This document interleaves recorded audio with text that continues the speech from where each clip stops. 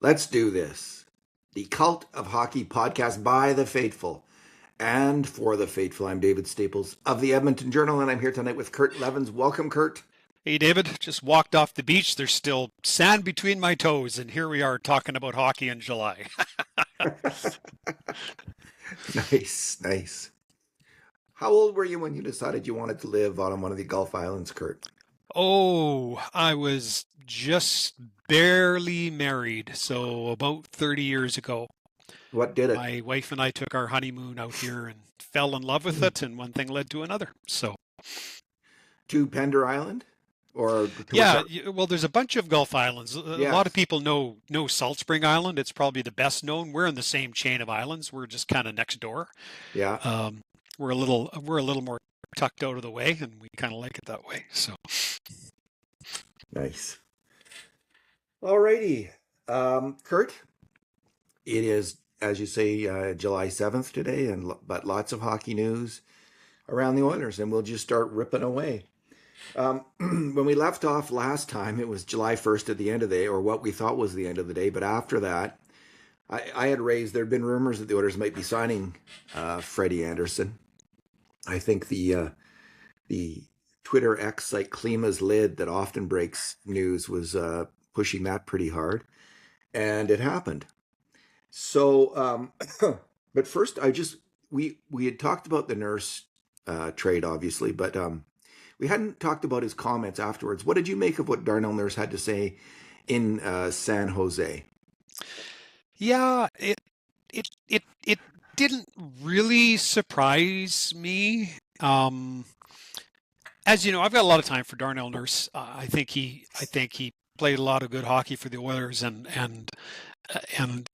at the same time, I understand him moving on, and I respect him coming to the conclusion that he needed to. You know Yes. what I mean? I think that was a really smart, mature thing for him to do. I think some of the comments probably came off as maybe a little deaf and blind to what went on in Edmonton the last few years.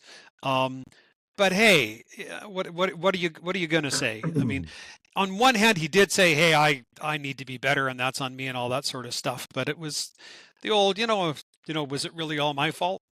It's kind of, yeah, okay. I mean, when you're headed out the door, you're allowed to say whatever the hell you want to say, and I guess that's fine. But you know, the fact that Darnell Nurse refused to change his style of play um, expedited his exit from the Edmonton market, and and if this is the attitude that he looked at that with, well, then we shouldn't be surprised that he didn't change his game. How's that? There's an old quote from the Roman Emperor Marcus Aurelius, the great Stoic, which is blame nobody or blame yourself. And it is one of the best pieces of advice you can have in life if you approach situations that way. And I think Nurse would have been well served in that interview to go that direction. The quote that got me was something along the lines of, like, what, no matter what went wrong, it looked like I was getting blamed. And I can see from his perspective how it might feel that way. Like, there's a lot of criticism of players in Edmonton, and some of it is unfair That's right. and founded. Yeah. And you might see a lot of that. Like, what are they talking about? Like, they don't know what they're talking about. He might be thinking, like, a lot of the time, and he's right a lot of the time, right? But I mean, if I just think he would be better off not just not talking about it, because all I thought was, man, you were fundamentally one of the causes that the team didn't win the Stanley Cup a few times, and that it's really painful. Like, that's a hard thing to wear and to own up to, and to realize that's why you're being traded. But that's, I think, not blaming him incorrectly. I think that's a fair comment on my part, and he's never come close to wearing it. Both when he was here, and it was one of the reasons, honestly, Kurt, I was wanting him gone, Mhm. is because in interviews like it came to a head this year. He was pretty glib in an interview after he made a really bad mistake, and he did what a lot of the Oilers do. That he attacked the person asking the question. Can't remember who it was. Might have been Speck. Often is, and he instead of addressing it, and he really got hammered though. Like whereas when some players attack the reporters, it's everyone's clapping, right? Like all the fans are clapping and saying, "Good, those reporters, they deserve it." Maybe they do. But this time that didn't happen. And then the next day, Nurse had to own it as much as he's ever owned making mistakes. So anyway, it's his business how he responds to criticism and sees things. He gave his opinion. I'm just giving mine, and I think I didn't like his lack of ownership about his play in Edmonton. I thought it was weak, and it was in line with some of the stuff I'd seen over the years with Nurse. And this is a player that both you and I really admired for a long time. And Yes. gradually, Kurt, it's best we're unable to defend anymore. Hmm. We So were among the last guys off the wagon, we were. right? And look, here's how I see it at the end of the day. Did Darnell Nurse receive some criticism while he was in Edmonton that he didn't deserve? Absolutely. Do you want to make most of the criticism go away? Play better. Yeah, play better. Period. Like Evan Bouchard Yeah. stepped up this year, played better, and a lot of people who were criticizing him pretty heavily that I know personally, see them all the time, play hockey with them. Some of them kind of turned around and were saying, "Hey, this guy, he can Yeah. make some plays." Like, I think Bouchard's on the better side of that now. I think that a lot of his detractors have gone, okay, we like this guy. He's got his warts, right? But he's turned a corner for us, and yeah. So it's look, I wish Darnell Nurse well. He gave this city and this fan base a lot. Um, Few of us can appreciate just how much a pro athlete has to give in order to perform at the top of his or her game. And Darnell certainly did, and I don't want to take away from that. But like you, it felt a little sour going out. But I mean, what were we going to expect? You know, someone asked, and I'll end with this: what will be his legacy in Edmonton? And really, what I think about more than anything else is the guy's absolute courage and ferocity. When his teammates were picked on, he fought the toughest guys in the NHL for them, for his teammates. Showing courage that I don't have. Like that's not me. I'm not, I'm not gonna pick on the toughest guy. I'm not gonna fight him.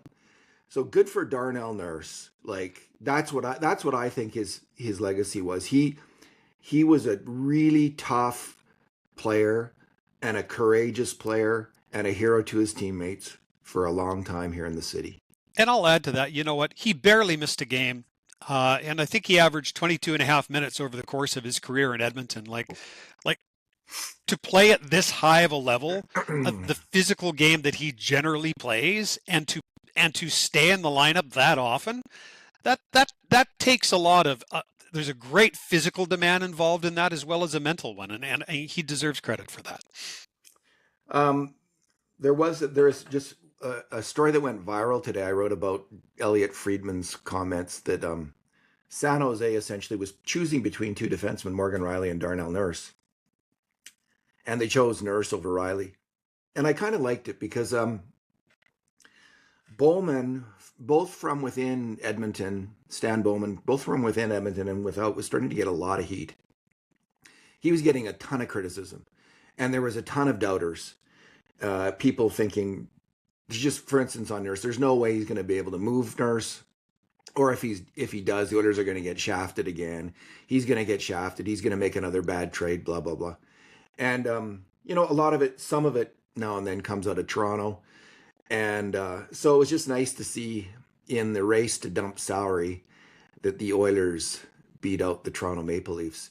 And I think seeing the needs of San Jose to have a big physical, protective kind of enforcer defenseman, I think Nurse will fall into that role in San Jose. I think they made the right choice. Morgan Riley is a highly skilled offensive player and a really strong puck mover, but I think between the two, they did make the right choice. You know what, Darnell Darnell Nurse has his warts as a player, but as of today, he's a superior NHL defenseman to Morgan Riley. Darnell worse was that a Freudian slip? No kidding. Freud's rolling over in his grave. Yeah. Okay. Okay. The Oilers did sign Freddie Anderson, and it had been hinted at, and now they're going to go into the season. It sounds like with a 3 goalie rotation. What do you think of the Anderson signing and the goalie rotation, Kurt? Well, I really like it. If I step back and look at it from 1,000 feet, what are the chances that one of Jari, Anderson, or Levi doesn't pan out? Like I think it's doubtful that one of them won't turn out to be a really good goaltender. So I like that from a depth standpoint. I like bringing in Anderson, a guy who has won a Stanley Cup. I think that's meaningful, and he played a meaningful role in the playoffs Yeah. for Carolina to get to the final. Right, it was only injury that kept him out at the end. There are injury concerns around him, sure, as there are around Tristan Jarry, but again, you got 3 guys. I like the 3 goalie rotation. There's a lot of purists who don't like it, but look at the miles that the Oilers put on. I think they're the 2nd or 3rd most traveled team in the NHL over the past season. So to have 3 goaltenders to manage the workload, I think makes a lot of sense. I don't mind that at all. So you know what? The magic bullet wasn't out there, and the Leafs might think that they got it. Well, we'll see. Right. But otherwise, I don't think there was a magic bullet available in terms of goaltending. I like Frederik Anderson on the roster, in the crease, in the room. I feel better about the Oilers goaltending today than I did in game 1 of the regular season 1 year ago. I liked Ingram a lot, but if they were going to replace him, this is a hell of a replacement. So they have these 2 older goalies who are both a bit fragile, and then they have a young guy who gets rave reviews for his athleticism, his speed, and he's a little and highly overactive. technical as well, right? A little overactive in net, people say, but this seems like I've heard the opposite, by the way, on overactive in the crease. I've heard the opposite. I heard he's a very strong technical goaltender and he has great reflexes, but he has the patience to read angles and not get lost in his net. I've heard it from both, I think Kevin Woodley and Jamie McLennan today on Oilers Now. They were talking about him being overactive. I have no opinion on the matter. And I mean, the NHL has become such an East-West league now. I'm not so sure you're better off with the bigger goaltenders as opposed to the more athletic ones. So, well, they all make that point as well. Yeah. One of the major contributions the analytics community has made, and I don't always agree with them, especially early on when I think they made some pretty big claims about fairly iffy stats in terms of projecting player performance. But one thing they got dead right, I think, was the notion of NHL goaltending being voodoo. And that in a salary cap era, a great strategy, maybe not the best strategy, because I think in the analytics community, there's always been an idea, if you have one of the top 5 goalies in the league, sure, you can pay for him and ride him. But there's only 5 teams that have that goalie. And so for a salary cap league, the best idea is to go with a number of options to spread the risk around and hope, that one of your goalies gets hot, just like Freddie Anderson did. And then Brandon Bussey. They spread it around in Carolina, and they went with 3 goalies this year. And this is a good strategy. You don't spend too much on the position. The Oilers are not spending a lot on the position. Jari's fairly well paid, but he's basically getting pretty much an NHL average salary right now. Yeah, Jari's 5.4, right? He's below average for a starting goalie, for a number 1 goalie, which he goes into the season as. So the Oilers are not spending a lot on goalies. And this is, in terms of salary cap use and trying to find that one goalie who's going to get hot in the playoffs and take you through the playoffs. This is a really good strategy. This is a really good idea.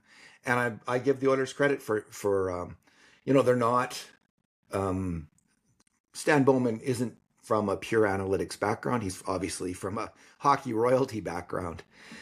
But Scotty Bowman was always into the numbers. And I suspect Stan always was as well. And this is a very analytically driven decision, and it is an excellent one, I believe.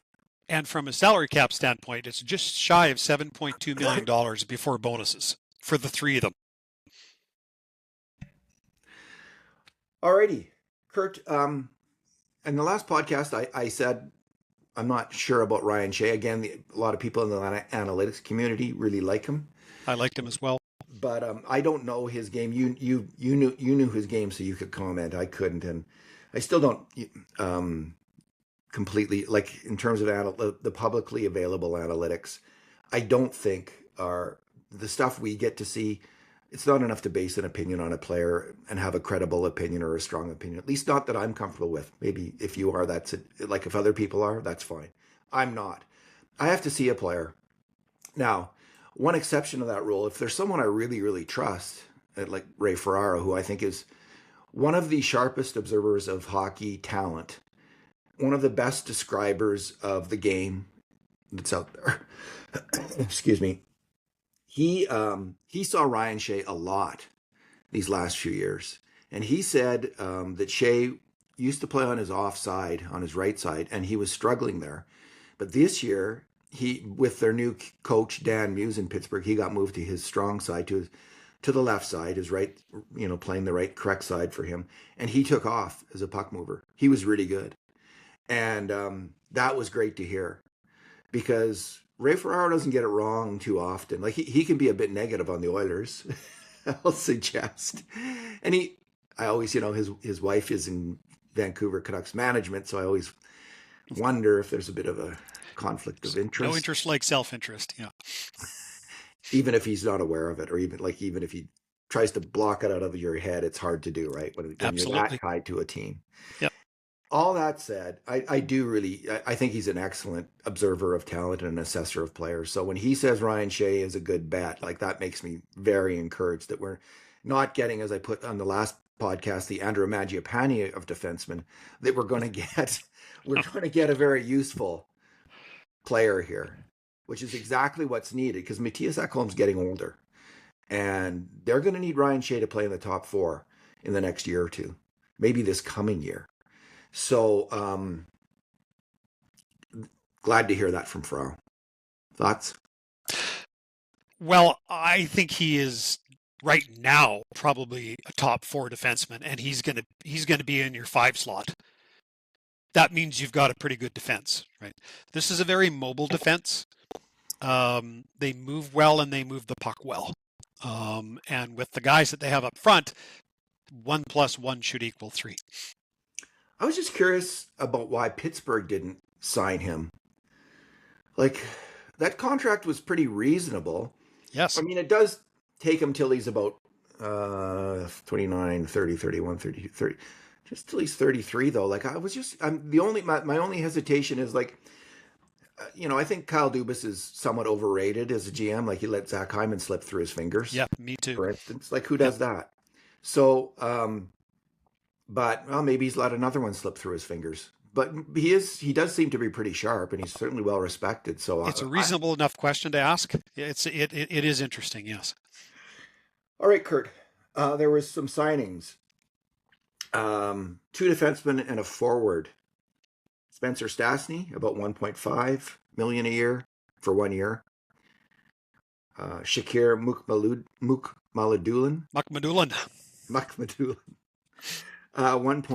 Was it 1.75 for 2 years? 1.75 for Mukhamadullin, 1.525 for Stastny. And Owen Michaels, the center, 2-year deal. First year he's got it's a 2-way contract. Second year it's NHL. 1 way in the second year. Yeah, and he gets what, $850,000? Yeah. 6'2", right-handed center. What do you think of those deals? I'll be surprised if Spencer Stastny plays a game with the Oilers this year.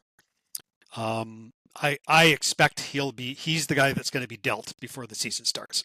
There's fearless prediction number 1 for Leavins for the 26-27 season. I think that Mukhamadullin and Emberson are going to probably be the 6-7 on this team. And with the other defensemen, like there's 9, 10 defensemen in the organization. We went from being shallow a month ago to now we probably have too many defensemen. So I think someone's going to be dealt. And a guy that moves as well as Stastny probably has some value out there, even if it's just a third or fourth round pick. Mark Medulin, I think there's a chance he plays between 40 and 60 games. It'll just depend whether he or Emberson turns out to be the most effective. Owen Michaels, I don't expect to play an NHL game this year. I think there's a chance he might play one next year. The organization is not flush with right-handed centers with decent size, which Michaels has. As a result, he is a fascinating prospect, and it will be a big year for him in Bakersfield to develop. Yeah, he's fairly big. He's like 6'2", and he's really smart, I hear, like a super smart hockey player. Yeah, so, good hockey IQ. I hear that interesting. too. I agree with you. So Bob Stauffer, the Ultimate Oilers Insider, was on Oilers Now, laying out the plan for the summer. And it sounds like, they were trying to get Claude Giroux, and that fell through. They really wanted him. He filled a need. Like he's a right-handed guy who's really great at face-offs and can play the penalty kill. And I think they wanted him for that role as much as anything else almost. But he chose to stay in Ottawa. It doesn't sound to me like the Oilers are, well, what Stauffer said, I'll just say that first of all, because he knows, is that he foresees, as he likes to put it, the Oilers trading a defenseman who earns around $1.5 million a year for a third or fourth line forward. That's what he sees happening in the next week or so. And that sounds like it's about it for the summer. He's talked about Big Anthony Mantha maybe shaking loose like Roslovic. That wouldn't happen. Mantha's not signing here for what the Oilers would be willing to pay until September or October like Roslovic. But I buy the strategy, right, which is to sit on your cash, wait and see what shakes loose, see who doesn't get signed by training camp. I don't, given the state of this roster right now, I don't mind that tactic at all, actually. Neither do I, Kurt. Like I don't see, like there's a lot of people would like them to make a trade for, let's say, Jake DeBrusk or sign Vladimir Tarasenko or sign Mantha. I'm not on board with any of that. I don't see those players as obviously better with an obviously better chance, other than let's say Mantha, but he wouldn't come cheap right now. He'd be $3 or $4 million. If you tried to get him right now, you'd think, but he still hasn't signed, right? But it's going to be a while before he comes down in his price. I'll suggest so. That's maybe you fair. can get him for $2 million or $2.5 million. 30 days from now, right? Yeah. Yeah. So I'm not seeing anyone who's like an obviously better back than Ike Howard to score 20 goals. Like Howard. Well, I think it's highly likely that Jake DeBrusk would score 20 plus goals in Edmonton. Is he on the power play? Because he hasn't scored much at even strength. Certainly, a lot of his goals did come with the man advantage last year, but I also don't think that the first unit power play is going to play a minute 45 this year. I think they're probably close to a minute 15, and that second unit's going to get more time. So, just wait. You're right, Kurt. Like DeBrusk is probably a better bet than Howard. The problem with DeBrusk is the acquisition cost and his salary cap hit. Like both, I don't know what the acquisition cost would be, but his salary cap, unless they're eating half, and even then, it would be a lot. They'd have to eat and probably take a contract too, right? Like a Matthias Janmark or somebody like that. Yeah, I'm not as Randy Jackson says on American Idol, I'm not feeling it. I just don't see that. I would like to see Ike Howard get 20, 30 games and see if he can stick. Because then you have a player who's scoring, let's say, 20 goals at even strength next year and is not making much money at all. And Matt Savoy, I mean, at the end of the year, he was tearing up the pea patch. He was on fire and, pounding in those goals from the left. Tearing up the pea patch. The left side of the picking pickles from the bottom of the barrel. He was firing in pucks from the left slot just in front of the net with McDavid at the end of the regular season. Now he crashed in the playoffs. He didn't do well. He got pushed out of the playoffs, and he'll learn from that, I think. So there's enough young talent on the Oilers right now that you don't have to start the year with Nugent Hopkins in the top six, and I think Nuge should be on the third line. I mean, Kapanen, Podkolzin, and Draisaitl is a fine second line, and a fine first line is Savoy, Hyman, and Howard. Savoy, McDavid, and Hyman. I mean, so yeah, I think it's a good plan. If that's their plan, that's a good plan. I think it's the right plan, and it's business. It's cap driven. It's smart cap management to be thinking this way, as opposed to blowing all your money, let's say early in free agency, on Jeff Skinner and Victor Arvidsson. Well, certainly at 972, Howard is a good number for your cap. Are any of us really sure he's a Mike Babcock kind of player? I have a feeling he is not, but so you know what? I was saying this last year, Kurt. One of the differences between Matt Savoy and Ike Howard was Matt Savoy has high numbers in terms of going to the net and creating grade A shots, like winning battles, screening the goalie, tip shots. Ike Howard had weak numbers.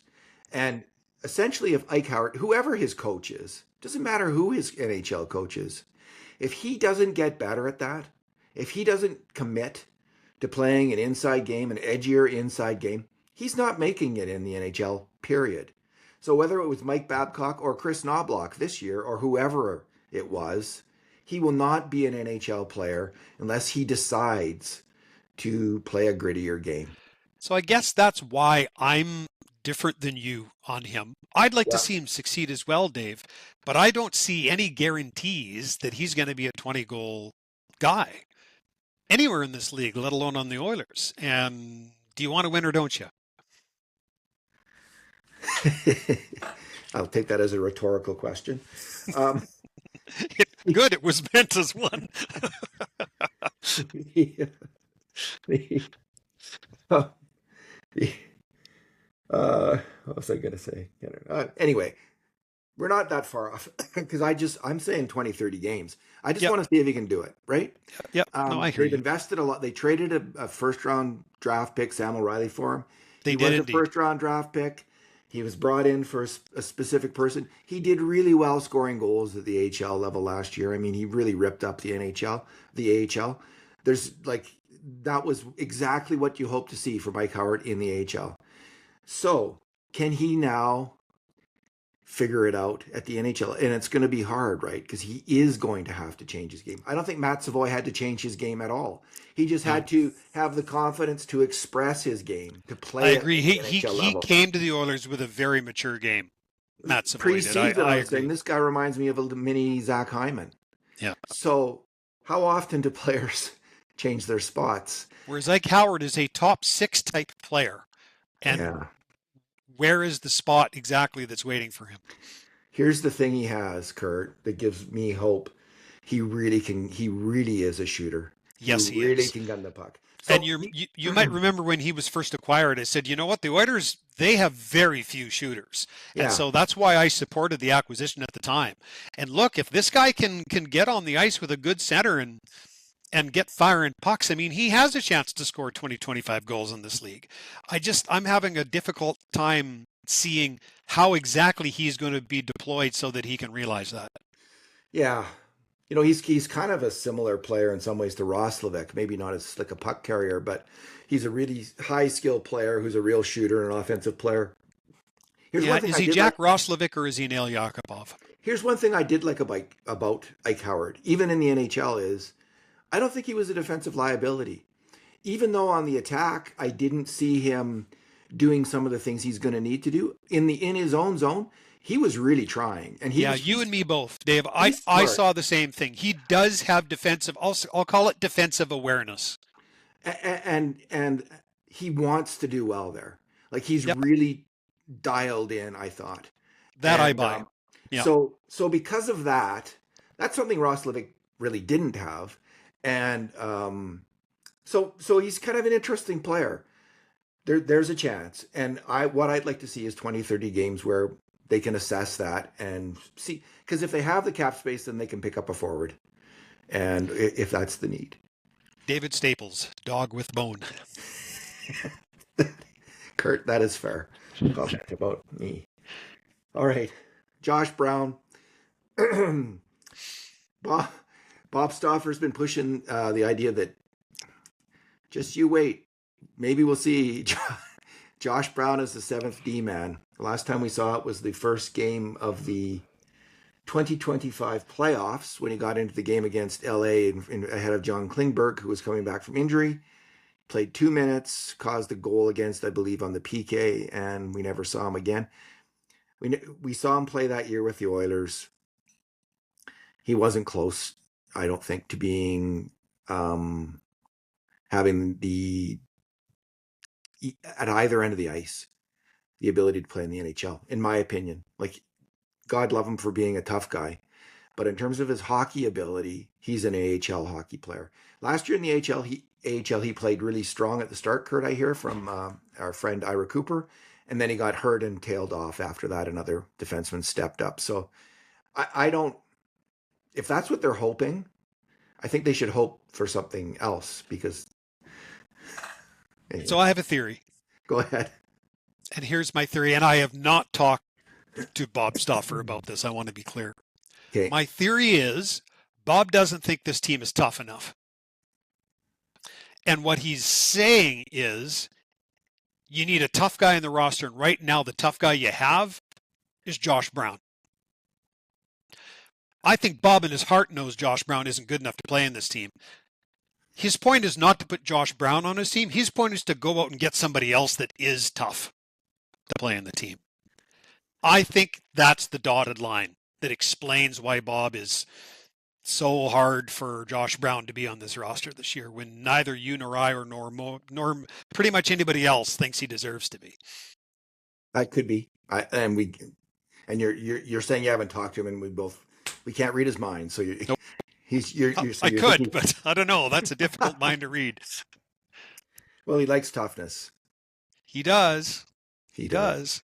And look, with Darnell Nurse gone, Darnell Nurse had a lot of deficiencies. He was tough. Like when it came to going nose to nose with the toughest guy in the other team, he was willing to do that. And that is a bit of a hole on the roster. That's fair. But to expect that that's going to be filled by Josh Brown is wishful thinking. I'd rather see Connor Clattenburg on the team. Me too. Than Josh Brown. Because Josh Brown is going to cost you goals against. Like, yeah. I don't think having a third defenseman who's a super marginal player is a trivial thing. When you're out on the ice, you're not the third defenseman. You're the only other defenseman. There's you and another guy. You are the defenseman. And often 20 to 30% of the time, no matter who you are, you're out against the best players of the other team. There's no, like, this whole thing about, Robin Brownlee used to drive me crazy because we'd be debating like who should be on the fourth line or the third line. And Robin used to say, why are you guys talking about this? It doesn't matter. All due respect to Robin Brownlee, that is one of the least correct things you can say about hockey.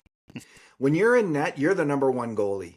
When you're on the ice, when you're the center on the ice, you're the number one center in that moment. You're the only center on the ice.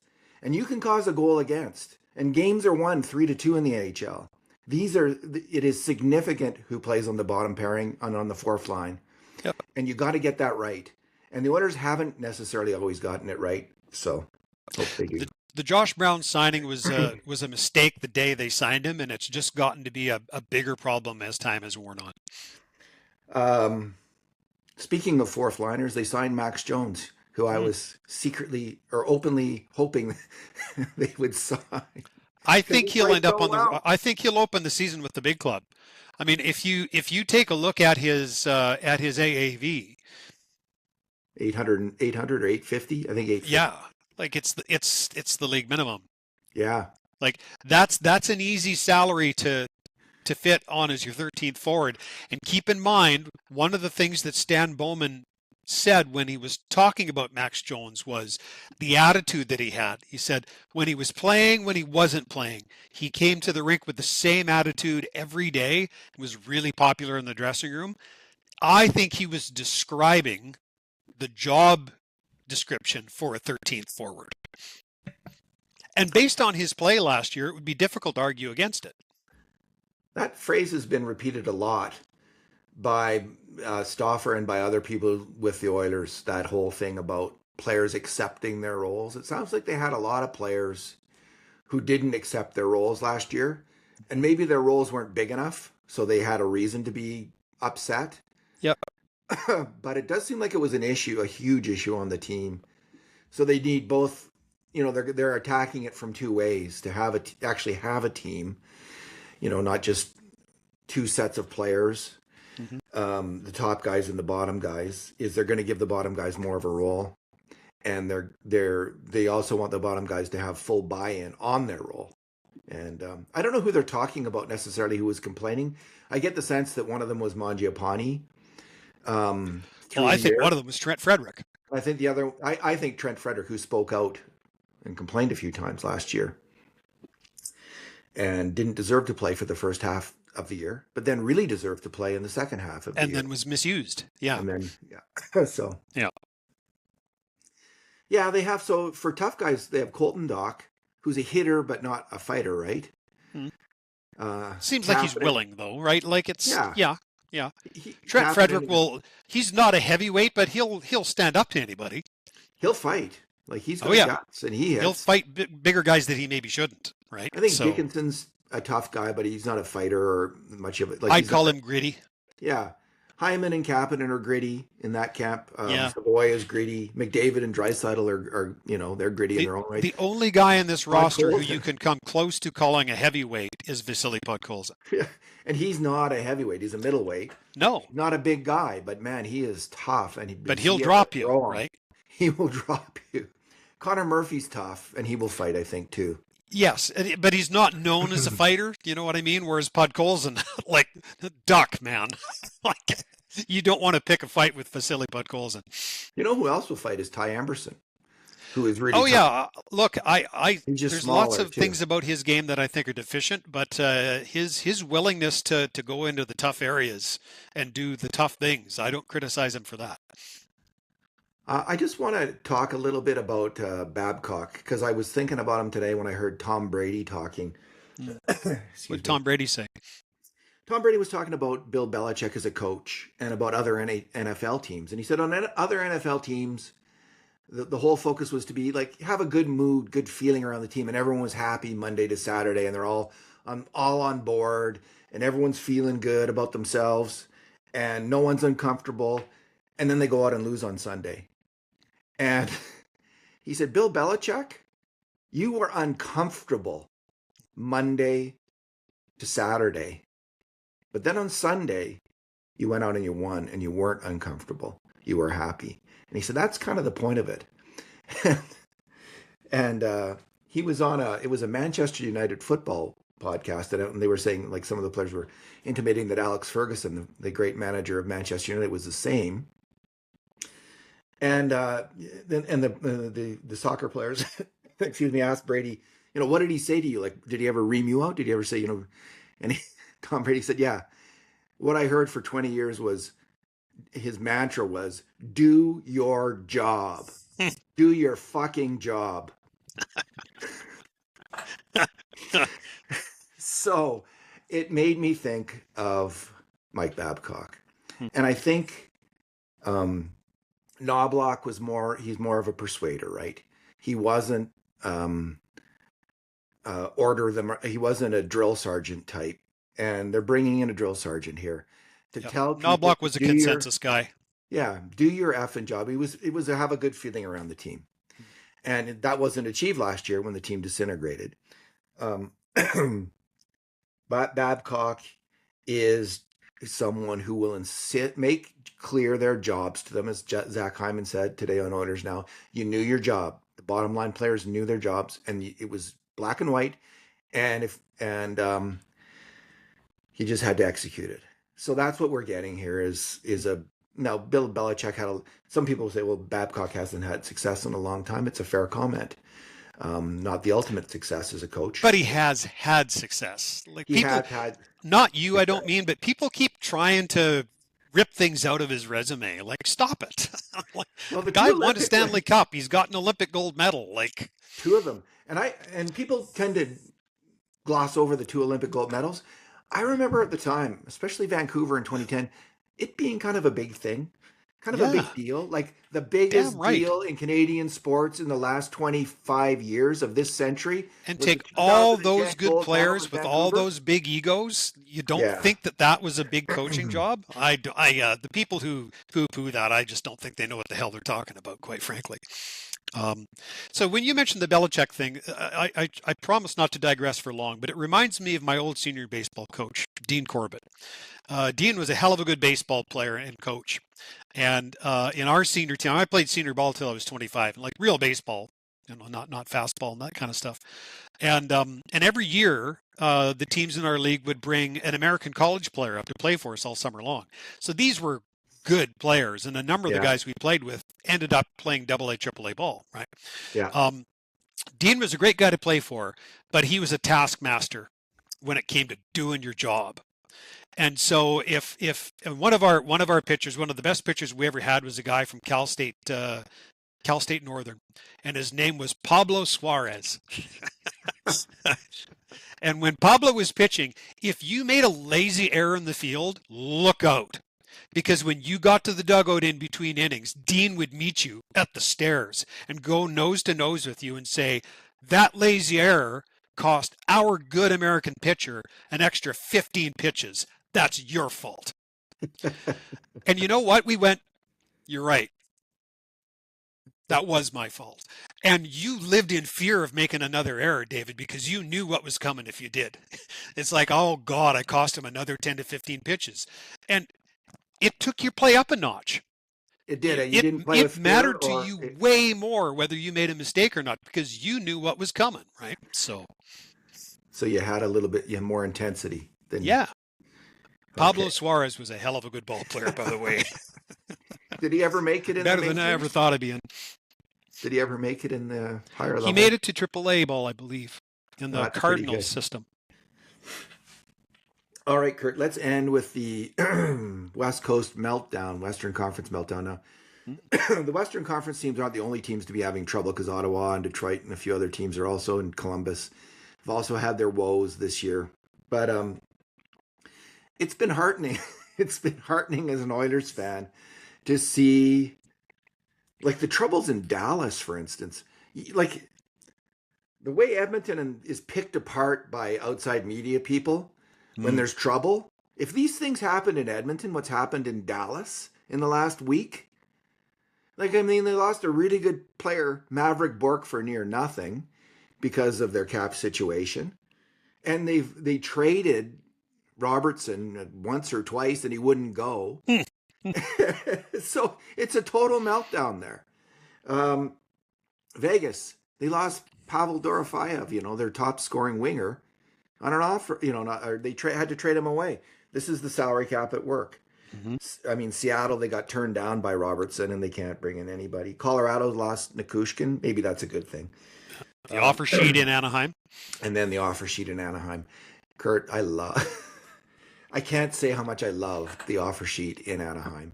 The only offer sheet I'd love to see more would be a couple in St. Louis.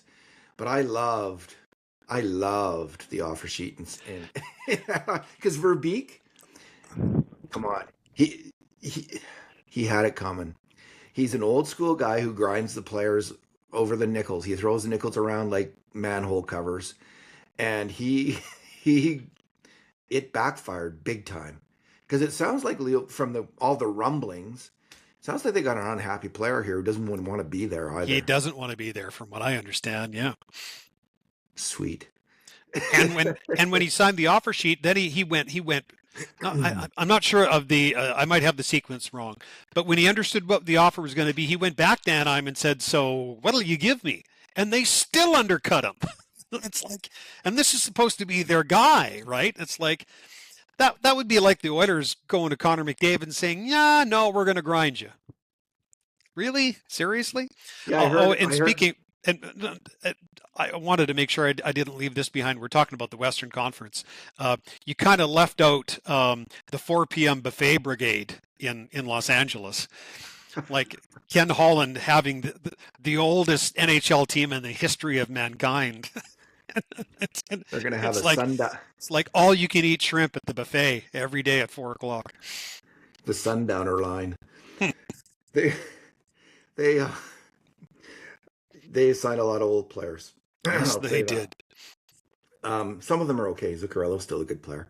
Um, yeah, I did not mention that. I mean, this just like he signed Cece and Dumoulin last year, and he's just man, Ken Holland, talk about being past your best before date. Wow, wow. NHL guide and record book. As for Carl, like I suspect they'll match. Um, man, can you just let a guy let him go? Maybe if Verbeek is totally hardcore, they won't match, and that'll be good too. So, and if they do match, the good thing is like now all of these teams, it really fundamentally changes the NHL. And to make a serious point rather than just glory, with Schadenfreude here, Mhm. fundamentally changes the NHL and the idea that you could tank and build. That option has been seriously downgraded from this moment on. Suddenly the notion that you're going to get 5 first round draft picks in the top 10 and remake your team, that's not so easy anymore. And it's not going to be easy for Anaheim in the next couple of years, having to sign Gauthier and Beckett Seneca. And it's not going to be easy for San Jose, having to sign all of those talented young players. So the Oilers' two biggest rivals now, things changed fundamentally overnight for them. Just That like is that. great news for the Oilers because the Oilers aren't in this position. Their talent, this change in the NHL, for once the trends helped the Oilers. The Oilers were absolutely royally screwed by COVID deflating the cap for all those years. So they pressed up against the cap. They had a hard time bringing in new talent, and it really affected them in the prime years of the McDavid-Draisaitl Stanley Cup window. That was really hard on the Oilers, and it's just how it worked out.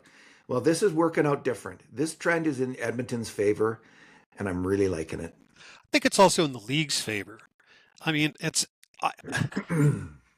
and I'm speaking as one of the guys who, like you, lived through the decade of darkness in Edmonton. Yeah, I think the whole suck and rebuild thing makes for a really shitty league. Like it who's does that good reward for? bad management, right? Yeah, who is that good for? Sure as hell not good for the fans. Last I checked, the fans didn't get a discount for their season tickets while their team sucked for 4 or 5 years. Like I just think it was Bush League then, it's still Bush League now. It's a better league if you make it harder for a team to tank. It makes it really hard on the bottom teams because if they want Yep. to get into the game of bidding for free agents too, their first round draft picks that they have to give up in compensation are worth a lot more than, let's say, Edmonton. Now, Edmonton doesn't have its first round draft pick this coming year, right? I don't know if is just the one. So Edmonton's not going to be able to get in on the game too easily about actually bringing in a player. I mean, they don't have the cap space anyway. But for teams who are situated, let's say from 15th, 25th in the NHL and they have the cap space, their first round draft picks, if they bring in a really good player, probably aren't going to be worth that much. That said, Kurt, one of those teams is going to invest a ton of money in one of these free agents and they are going to destroy their franchise doing it because that player won't work out. And then instead of giving over 4 first round draft picks, 20 to 32nd in the draft, they're going to be giving up, let's say, 4 top 10 draft picks. Mm-hmm. And it is going to because they will not only be tanking, they won't have the benefit of the first picks in that time. So it's a really interesting but highly risky maneuver, and it will definitely backfire on one of the teams that goes down this path. Well, I think it might backfire on both teams involved in this one. Like I don't think this is good for Anaheim or for Philadelphia. Does anybody think this guy is an $18 million player? Like really? I think like what I think of him, he's a young Draisaitl. I think he's a hell of a player. Yeah, but I until he's really done like it, this player. that's fine and good, David. But until he's done it, he's not Leon Draisaitl. That's my point, right? He did it And in in the the playoffs. meantime, look, we thought we were hamstrung by the cap with Darnell Nurse making $9 million. This guy's making twice that. I know. So I- here's how I see him, Kurt. I see him as Leon Draisaitl after the 2017 playoffs. Hmm. He's the equivalent player to that. And now and a lot of when Draisaitl signed for $8.5 million, then like a lot of people really didn't like that, and As they you know, thought, I was one of the first people who said that's a great contract, and I got yeah. buried for saying that. But Look at it. Look at it today. the equivalent probably would have been at that time, and I'm just guessing, probably would have been like an $11 million contract for Draisaitl, like something like that. So Carlson is getting significantly more than Draisaitl, in terms of percentage of the salary cap. Um, but I think he is a really good bet. Like he's a fantastic hockey player. I really like him. That's why I'm so, I'd like to see him go to Philadelphia. I'm hoping that they don't match. Yeah, I seriously think both those teams are in trouble if they end up with him at $18 million a year. I do. I Well, think that's he's getting that's that. Yeah, what they're going to have to do to the rest of their roster to fit him in. I think will be detrimental to them. it would really hurt Anaheim. Like really hurt Anaheim. So, boo-hoo. All right. It's funny, hey, David, you alluded to this earlier in the podcast. 30 days ago, you'd be hard pressed to find someone in Edmonton who said, I'm really excited about the upcoming season. But I think over the last 10 days to 2 weeks, I think that story has changed, don't you? Totally turned around. Yeah. Yeah, the anti-Babcock sentiment has died down significantly, and the anti-Bowman sentiment has changed Yep. into generally plaudits and hurrahs for Bowman. So, Stan and then Bowman painted his NHL free agency masterpiece. indeed, Kurt. Let the man paint. I read someone wrote that, and I just thought that is so wise. Who might have said that? I That wonder. is smart. I'd like to meet that guy. All right, Kurt. He said with tongue firmly planted in cheek. Anything else you'd like to add?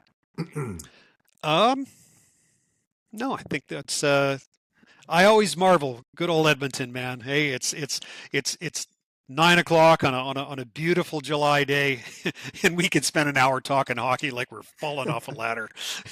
it's it's pretty great. Well, get ready for late July and early August doing the The same dog thing. days of summer are coming, baby. Yeah. I've got strategies. I've got plans, Kurt. All right. Kurt, thanks for talking tonight. Always good to see you, Dave. Thanks a bunch.